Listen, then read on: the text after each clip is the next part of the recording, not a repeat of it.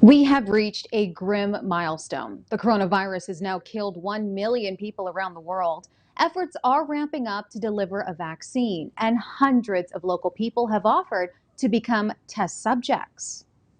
Would you like this one? A social butterfly. I don't want to be suffering from COVID-19 because, like I told you before, I've seen my friends had it. A concerned son. Every day when I walk out of my apartment, I worry about catching something that might pass it to them. And a doctor. As a clinician, I cannot see how in good faith and honesty that I could recommend any of my patients, get it without me being able to put myself on the line. Are among a group of locals chosen to test the efficacy of a COVID-19 vaccine developed by pharmaceutical company Pfizer and German company BioNTech. We've had a great interest.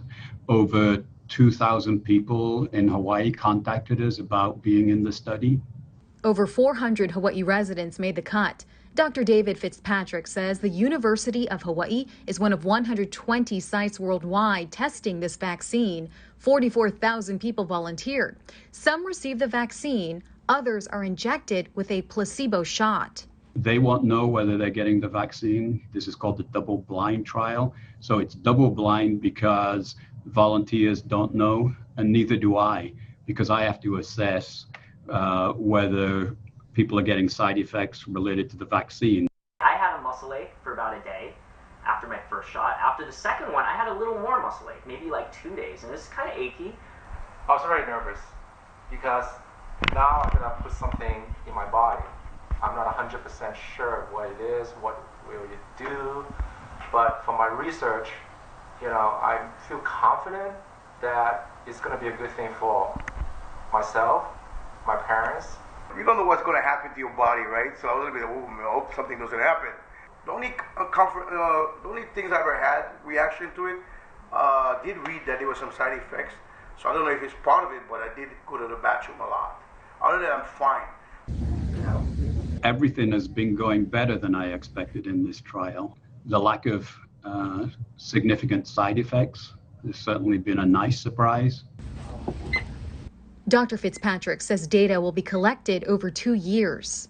We expect to know whether the vaccine is efficacious within the next 6 months, but then we need to know, is this going to be a once-a-year shot or once a lifetime or somewhere in between? And the way we're going to do that is have volunteers come back every 6 months and measure their antibodies and see how long the antibodies stay in their system for.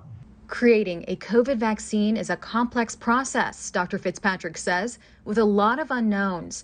But for these test subjects, the unknown is worth it. The world is changing every day. We're subject to a lot of disease. And how do you expect to survive? You got to have some kind of vaccine.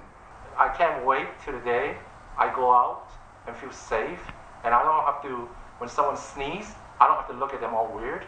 I could get the placebo, but I'm helping advance science too. It feels unreal. It feels like something from a movie in a way, but I'm happy to do it. And I know that many people may not want to, but I think that's a personal decision, obviously. So the trial began back in August. Dr. Fitzpatrick says participants were picked based on increased risk of catching COVID, like first responders or people with coexisting health conditions. Now, as for when the vaccine will be available to the public, Fitzpatrick says optimistically the end of the year, realistically early next year.